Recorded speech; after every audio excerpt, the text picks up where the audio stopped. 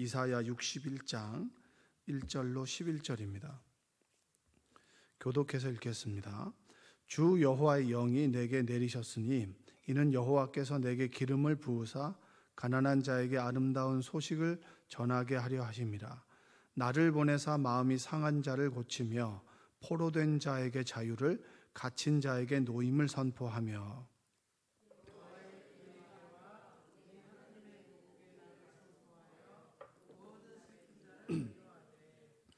무릇 시온에서 슬퍼하는 자에게 화관을 주어 그 죄를 대신하며 기쁨의 기름으로 그 슬픔을 대신하며 찬송의 옷으로 그 근심을 대신하시고 그들의 의의 나무 곧 여호와께서 심으신 그 영광을 나타낼 자라 일컬음을 받게 하려 하심이라.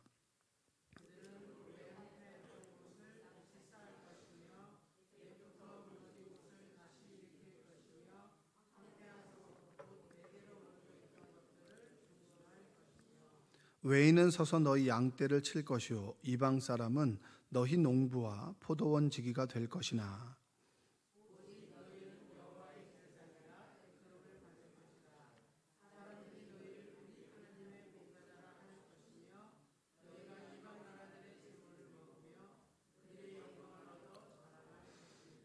너희가 수치 대신에 보상을 배나 얻으며 능욕 대신에 몫으로 말미암아 즐거워할 것이라. 그리하여 그들의 땅에서 갑절이나 얻고 영원한 기쁨이 있으리라.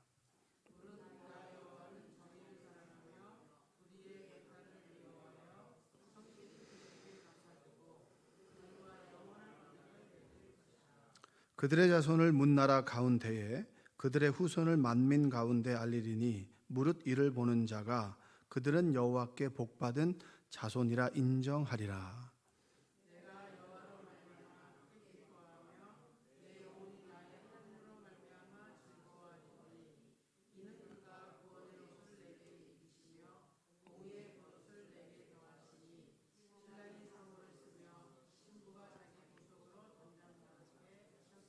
함께 읽겠습니다. 땅이 싹을 내며 동산이 거기 뿌린 것을 움돋게 함같이 주 여호와께서 공의와 찬송을 모든 나라 앞에 솟아나게 하시리라. 아멘. 오늘도 하나님의 은혜가 여러분의 삶 가운데 함께 하시기를 주님의 이름으로 축복합니다. 회복에 대한 말씀을 계속하고 있습니다. 회복. 이스라엘이 회복될 것이다. 너희의 심령이 회복될 것이다. 그리고 너의 가정이, 그리고 너가 하는 모든 일이 회복될 것이다 라고 하는 말씀을 우리 이스라엘 민족에게 주고 있는 거죠. 이스라엘 포로된 그들에게 주고 있는 말씀이 여러분에게도 동일하게 임하게 될 줄로 믿습니다. 회복은 성령의 기름 부으심입니다. 무엇이라고요? 성령의 기름 부으심이죠. 성령은 흔히 우리가 이야기할 때 바람이고 숨결이라고 얘기합니다. 바람이고 숨결. 그러니까 성령에 대해서 여러 가지 여러분들이 가지고 있는 인상이나 이미지가 있을 거예요. 불과 같이 임한다. 그리고 어떻게 차갑게 임한다. 여러 가지가 있겠지만 성경에서 말하는 원래 그 단어의 의미는 바람이고 숨결입니다. 바람같이 와서 바람같이 사라지죠. 바람같이 임하고 숨결처럼 들숨 날숨처럼 우리에게 임하게 되는 것이 성령이라고 얘기를 하죠. 그래서 구약에서는 하나님의 영이라고 얘기하고 하나님의 신이라고 얘기합니다. 그리고 이제 신약에서는 성령이라고 이야기를 하죠. 1절과 3절 한번 볼까요? 성령께서 우리에게 임하시면 어떤 일이 벌어지는지. 주 여호와의 영이 내게 내리셨으니 이는 여호와께서 내게 기름을 부으사 가난한 자에게 아름다운 소식을 전하게 하려 하심이라. 나를 보내사 마음이 상한 자를 고치며 포로된 자에게 자유를, 갇힌 자에게 노임을 선포하며 여호와의 은혜의 해와 우리 하나님의 보복의 날을 선포하여 모든 슬픈 자를 위로하되 무릇 시온에서 슬퍼하는 자에게 화관을 주어 그 죄를 대신하며 기쁨의 기름으로 그 슬픔을 대신하며 찬송의 옷으로 그 근심을 대신하시고 그들이 의의 나무 곧 여호와께서 심으신 그 영광을 나타낼 자라 일컬음을 받게 하려 하심이라. 아멘. 어노인팅이라고 하는 말 들어보셨습니까? 어노인팅, 기름 부으심, 이런 얘기했습니다. 그래서 성령께서 우리에게 임하시면 기름을 붓는다라고 얘기를 하죠. 그러니까 구약에서 보면 기름을 붓는 대상은 왕과 예언자와 선지자입니다. 그러니까 왕에게 기름을 붓고 그 다음에 예언자, 그러니까 선지자, 말씀을 대언하는 자에게 기름을 붓고 그리고 제사장에게 기름을 붓습니다. 그래서 성령께서 임하신다라고 하는 얘기는 기름을 붓다라고 하는 말과 똑같은 얘기예요. 기름을 붓는다라고 하는 의미를 어떻게 생각하시면 되냐면 자동차에 기름이 있으면은 자동차가 구동하잖아요. 움직이잖아요.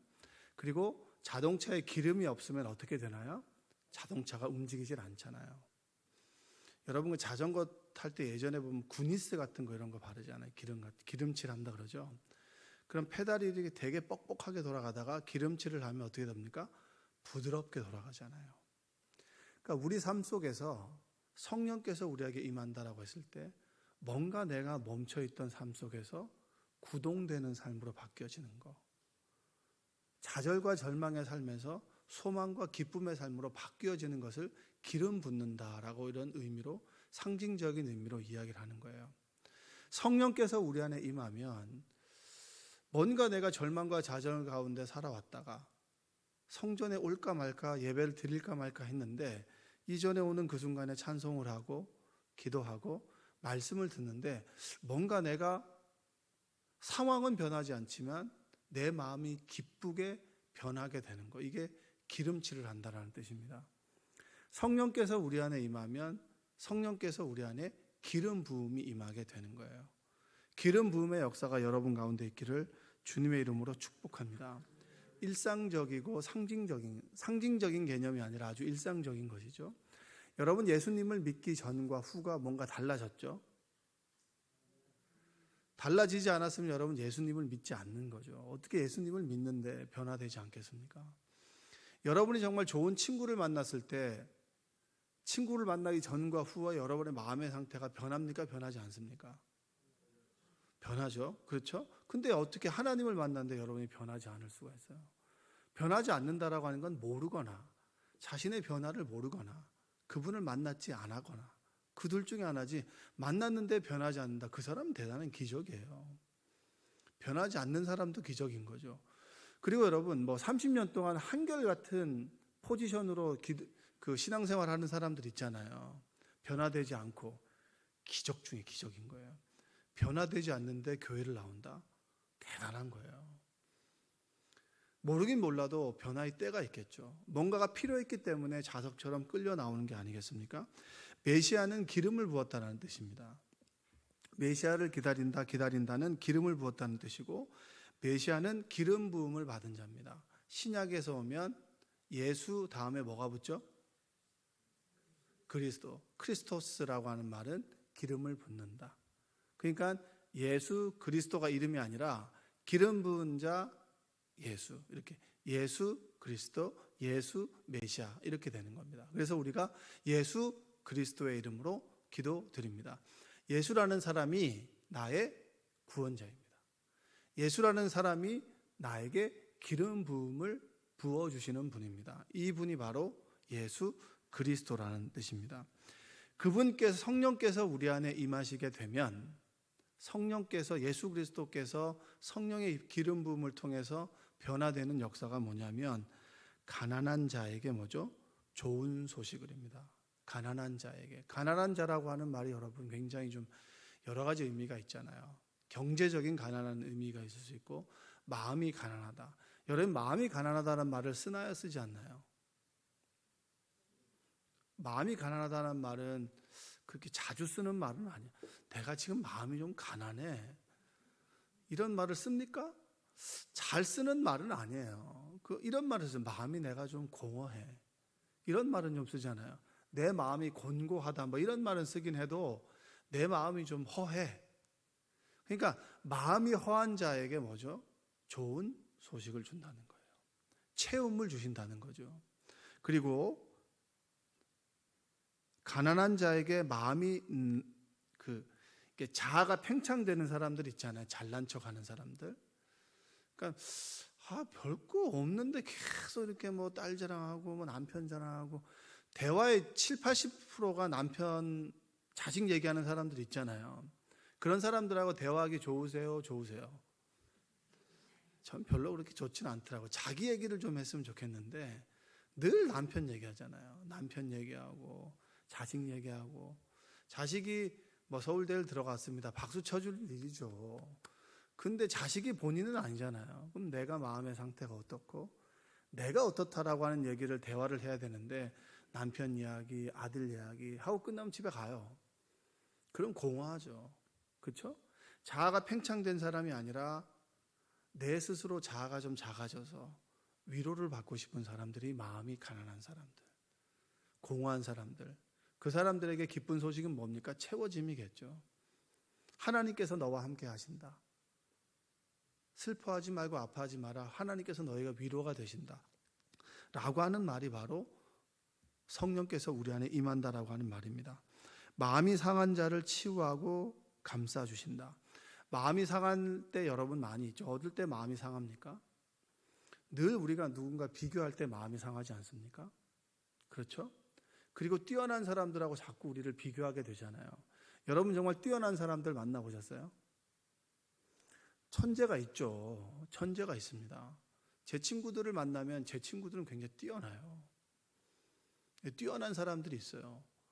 뛰어난데 가만히 있으면 되는데 잘난 척을 해. IQ가 뭐 137이라는 둥. 그럼 제가 그걸 얘기를 듣고 그렇구나라고 하죠. 네 몸무게가 137 아니냐? 이런 식으로 얘기는 하는데, 뛰어난 사람들이 있으면 그 사람들과 만나게 되면 굉장히 작아져요. 우리가. 근데 성령의 임하심은 어떤 뜻이죠? 뛰어난 사람은 너 박수 쳐주는 거죠.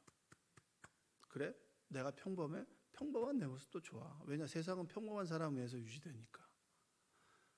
여러분, 뛰어난 사람들이 세상을 바꾸는 것 같지만 결국에 보면 평범한 사람들이 세상을 바꾸는 거예요. 여러분과 저는 어떤 사람들이죠? 세상을 바꾸는 사람들인가요?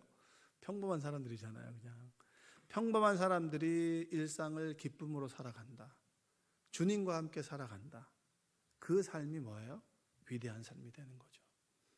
성령께서 우리 안에 임한다라고 하는 것은 뭡니까? 평범함도 아름답다라고 하는 것을 인정하고 감사할 수 있는 거죠. 그러나 평범한 나의 삶 속에서도 위대한 면이 있을 수 있잖아요. 그것 또한 감사할 수 있는 거예요. 비교하지 않는 거죠. 나는 나고 너는 너고, 하나님께서 나를 지었고 너를 지었고, 너에게는 너의 모습으로, 나에게는 나의 모습으로. 할렐루야. 이것이 뭡니까? 마음이 상한 자를 치유하는 거예요. 그 다음에 포로된 자에게 자유를. 여러분, 무엇의 포로가 되어 있습니까? 대부분 보면 돈의 포로가 되어 있죠. 저는 뭐 돈 많이 필요 없습니다. 이 얘기는 뭐냐면, 저는 인물 안 본다는 얘기하고 똑같은 거예요. 저는 뭐 아내를 볼 때 인물 보지 않습니다. 왜 인물을 안 봐요? 인물을 보지. 전 남편을 볼 때 인물 왜 안 봅니까? 그 인물을 보죠. 다 거짓말이에요. 그러니까 포로된 자에게 자유를. 여러분, 우리가 무엇에 포로되어 있습니다. 한 번씩 고민해 보세요. 나는 무엇에 포로가 되어 있는가? 명예의 포로가 되어 있고, 권력의 포로가 되어 있고, 대부분 돈의 포로가 되어 있어요. 작든 많든 간에, 작으면 작은 것에 포로가 되어 있고, 많으면 많은 것에 포로가 되어 있습니다. 근데 돈이 전부가 아니라 돈을 주시는 하나님의 포로가 된 삶으로 바뀌어지는 것이 성령의 기름 부으심입니다. 성령께서 우리와 함께 계시면 움켜진 것을 놓게 되는 것입니다. 놓게 됨으로 인해서 우리가 진정한 하나님의 나라를 소유하게 되는 것입니다. 여러분들이 하나님의 나라를 소유하게 되는 여러분 되시기를 주님의 이름으로 축복합니다. 갇힌 사람을 풀어준다. 여러분, 무엇에 갇혀 있나요? 보수, 진보 얘기하는 사람들 있잖아요. 나는 진보적이야. 평생 진보라고 하는 틀 안에 갇혀 사는 거예요. 그럼 보수라고 하는 사람들이 이해 못하는 거예요. 보수라고 하는 사람들 절대 진보 이해 못합니다. 왜냐? 나는 보수거든요. 예수님은 진보인가요? 보수인가요? 그렇죠. 진보할 때는 보수하시고 보수할 때는 진보하셨어요. 바리새인에게는 진보하셨고요. 그리고 진보하는 사람들에게는 율법은 뭐죠? 없애는 것이 아니라 완성한다라고 하셨잖아요. 그러니까 진보와 보수. 그러니까 주님은 유연하셨단 말이에요. 여러분, 우리가 가지고 있는 편견이 얼마나 큽니까? 정말 편견이 큽니다. 여러분, 지나가다가 여자아이들이 담배 피면 여러분 어떻게 얘기하실 거예요? 조그만 애가 여자애가 담배를 펴? 이게 아니죠. 그렇죠? 남자애들 담배 피는 거나 여자애들 담배 피는 동일하게 동일한 잣대로 얘기해야 되는데 우리는 언제부턴가 여자아이, 어린아이, 담배 이런 걸 얘기를 하잖아요. 여성과 남성을 하나님께서는 동일하게 지으셨지만 우리는 자꾸 다르게 보잖아요. 문화적인 삶 속에서 우리가 가지고 있는 편견이 대단합니다. 그것으로부터 자유하게 되는 거죠. 갇힌 자에게 갇힌 자를 풀어주는 거. 우리가 예수님을 믿으면서 내가 가지고 있는 편견에서 조금 더 자유로워져야 되는 거 아니겠습니까? 근데 편견이 강화된다면 여러분, 우리는 예수님을 잘못 믿고 있는 거예요. 성령을 충만함을 우리가 받음으로 인해서 점점 더 우리의 편견들이 강화되는 것이 아니라 좀 넓어져야 되지 않겠습니까? 다른 종교를 믿는 사람들을 적대시하는 것이 아니라 그들의 생각을 들어줄 수 있는 그런 귀가 있어야 되는 거 아니겠어요? 들어주되 그들을 선교적인 모습으로 포용해 주는 거. 그럴 때 사람들이 변화되지 않겠습니까? 불쌍히 목을 잘라야 되는 건가요? 그런 분은 여러분 안 계시겠지만 그건 여러분 진정한 예수의 모습이 아닌 거죠. 슬퍼하는 사람들에게 위로한다. 성령께서 우리 안에 오면 어떤 사람들은 그래요. 설교를 듣는데 내내 우는 사람이 있어요. 그건 뭡니까? 슬퍼서 우는 건가요? 위로받는 거예요. 내가 슬픈데 주님께서 따뜻한 모습으로 다가오니까 내 눈물이 나는 것이죠. 여러분 사사기 6장에 보면 기드온이라고 하는 사람이 나옵니다. 그에게 하나님의 영이 함께하게 됐을 때 그가 미디안을 한 사람 치듯이 치게 될 것이다라고 하나님께서는 얘기하시죠. 근데 정작 기드온이라고 하는 사람 스스로를 어떻게 정의합니까? 나는 지극히 작은 사람이고 므낫세 지파 중에서 우리 집은 아주 보잘것없는 집안입니다 라고 얘기를 하죠. 근데 하나님께서는 기드온에게 뭐라고 얘기합니까? 큰 용사요. 할렐루야. 여러분은 스스로의 편견에 갇혀 있고 스스로를 작게 여기고 다른 사람과 비교하죠. 난 작다라고 얘기하니까.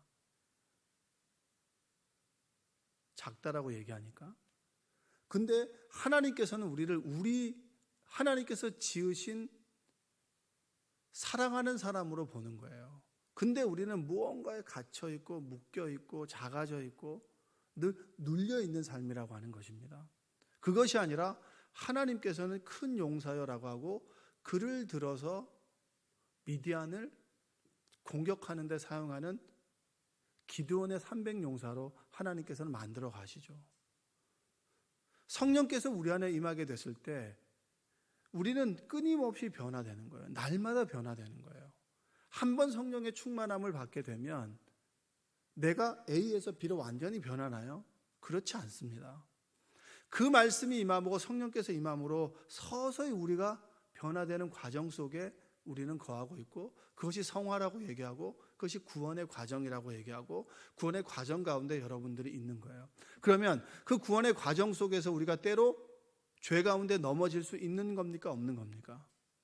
그렇죠? 넘어질 수 있을 때 일으켜 주시는 분에 의해서 우리가 한 발짝 나아가므로 어제와 오늘의 내가 조금은 변화되는 거예요. 성령의 충만함을 사모하는 여러분 되시기 바랍니다. 내 힘으로 살아가지 마시고요. 내가 최선을 다하되 주의 도우심을 간구하는 지혜가 여러분들에게 있기를 바랍니다.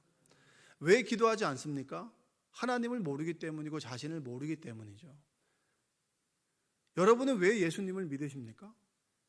나를 아니까 하나님이 필요하다라는 걸 알게 되고 그분께서는 정말 우리를 위로해 주시는 분이고 갇혀있는 사람들을 풀어주시는 분이기 때문에 내 상황을 누구보다도 잘 알기 때문에 나는 주님을 믿습니다라고 얘기할 수 있는 여러분 되시기 바랍니다. 천국을 왜 사모합니까? 천국을 사모해야 될 만한 나는 이 세상을 살아가고 있기 때문입니다. 여러분 주의 도우심을 구하세요. 세상을 스스로 살아가지 마시고요. 스스로의 힘으로 살아가는 사람들 굉장히 많습니다.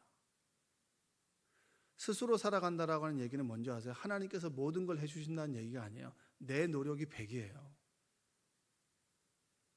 하나님의 은혜가 100이에요.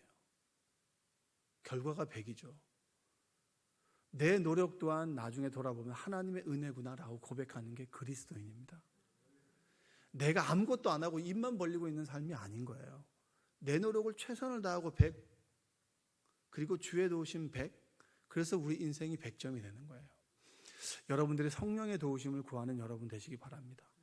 이스라엘 민족이 갇혀있죠. 묶여있죠. 공허하죠. 그럴 때 주의 영이 임했습니다. 위로와 소망을 주시고 미래에 대해 희망을 주시죠. 그 희망이 여러분에게 있고 나에게 있기 때문에 오늘을 살아갈 수 있는 것입니다.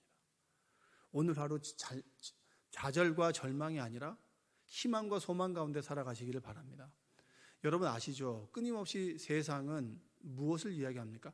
부정과 그리고 불확실함을 얘기합니다. 근데 주님의 창조는 뭡니까?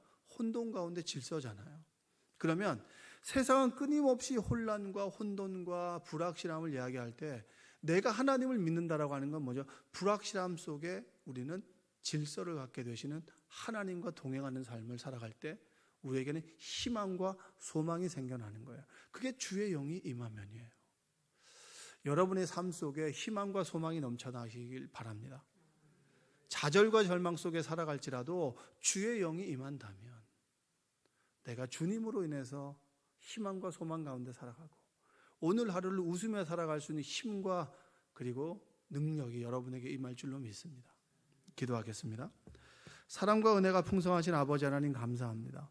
성령의 임하심을 통하여 우리가 희망과 소망 가운데 살아가기를 원합니다. 묶인 것으로부터 풀어지게 하여 주시고 갇힌 자로부터 자유하게 하여 주시고 그리고 눈물을 흘릴 때 눈물을 닦아주시는 주님과 동행하는 삶을 살아가도록 주여 도와주옵소서. 남들과 나를 비교하는 삶이 아니라 하나님 앞에서 주님의 품 안에 기쁨과 감사로 살아갈 수 있는 그런 우리가 되도록 주여 도와주옵소서. 예수님의 이름으로 기도합니다. 아멘.